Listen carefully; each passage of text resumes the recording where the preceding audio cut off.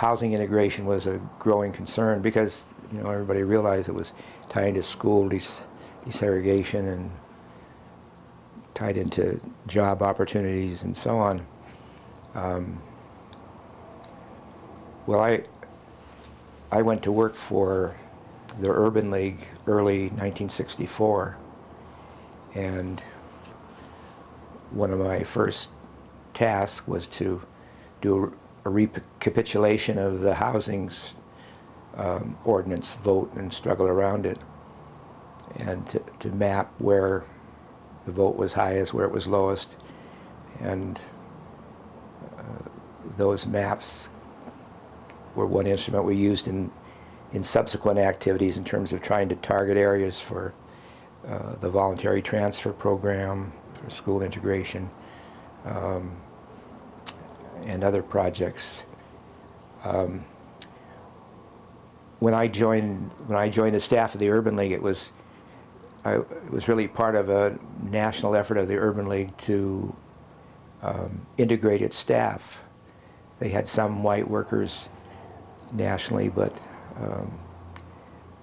they decided, well, we're trying to get other firms and agencies and whatnot to integrate. We need to set the example about how it can be done.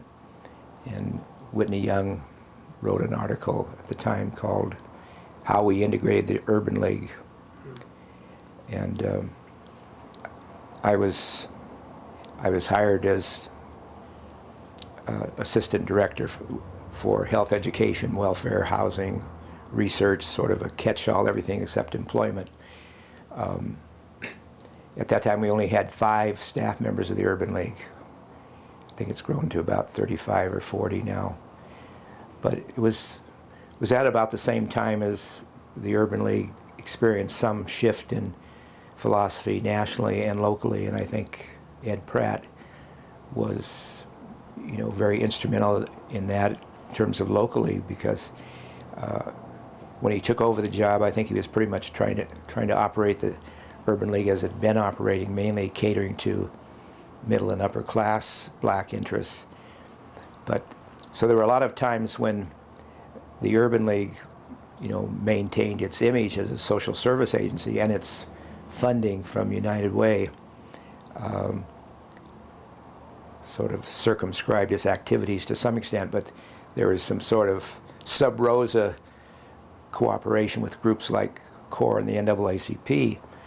So, for example, when CORE and the NAACP announced they were going to have a boycott at the Bon Mache to promote integrated employment staff, the Urban League began some extra efforts to recruit people who would be ideal applicants for salespeople and management positions and so on.